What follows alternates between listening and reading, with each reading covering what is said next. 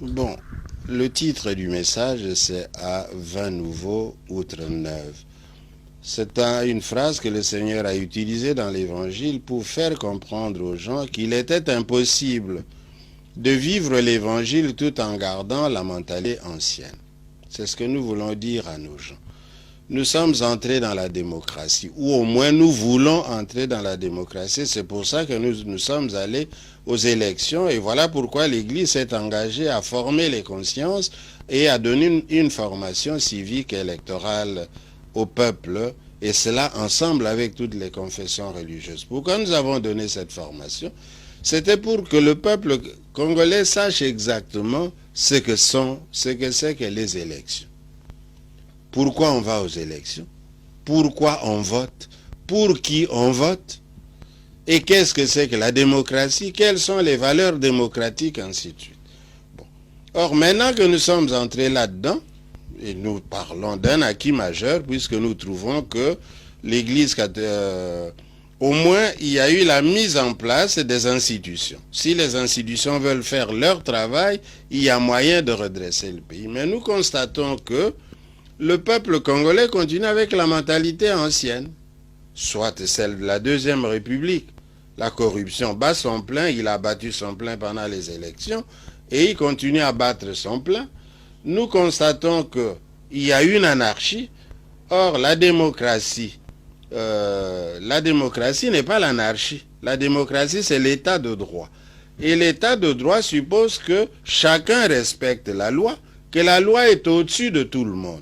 À commencer par le chef de l'État, toutes les institutions et tous les individus sont soumises à la loi.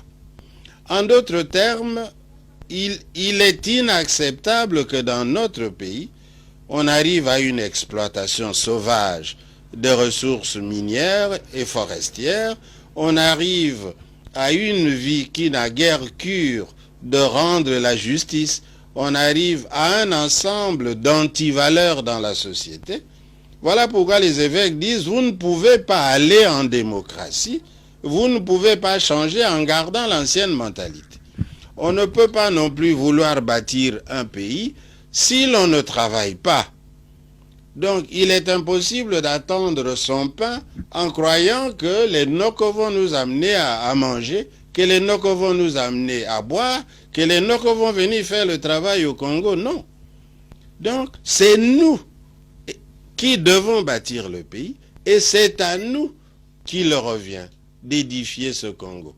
On ne peut pas vouloir édifier un pays et créer tout le temps l'insécurité et en tuant les citoyens. On ne tue pas le peuple que l'on veut gouverner, on ne tue pas le peuple qui est censé être le bâtisseur de l'État que l'on gouverne. Donc, en d'autres termes, les libertés fondamentales sont primordiales dans un État de droit. Et parmi les libertés fondamentales, la première, c'est la vie. Si on n'avait pas la vie, on n'aurait pas l'intelligence, on n'aurait pas le travail, on n'aurait pas le manger, etc. Donc, il faut protéger les vies, il faut protéger, donner à chacun de quoi se développer. Il faut un développement intégral et solidaire. Et étant donné qu'on a l'impression qu'il y a des parties du pays dont on ne voit pas clair, on a l'impression qu'il y a certains agendas cachés, on ne sait pas trop pourquoi il y a toutes ces guerres à l'Est alors qu'en fait on est déjà arrivé à mettre en place les institutions. Voilà pourquoi les évêques alertent la population.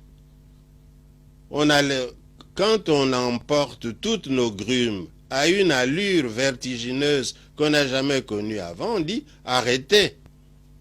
Quand on voit emporter tous nos minerais, quand on voit qu'il y a des hélicoptères et des jets qui viennent de l'étranger, qui atterrissent directement à l'intérieur du pays pour pouvoir emporter le sol, aller l'analyser, savoir quel minerai on a au Congo, si ce n'est déjà pas pour le prendre et le vendre, on dit halte.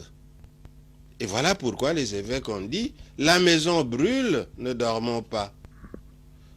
Et si nous voulons que la maison ne brûle pas, changeons de mentalité Et luttons contre les antivaleurs, fondons notre pays sur des valeurs. Et nous adressons aussi ces messages à la communauté internationale et aux investisseurs. Un point fort, c'est que les évêques demandent à tous les Congolais qui ont de l'argent d'investir dans le pays. Il n'est pas normal que les Congolais qui ont de l'argent gardent ces pays dans des banques européennes et que cet argent ne profite pas au pays, pendant que d'autres viennent faire de l'argent chez nous. Nous leur demandons de venir investir.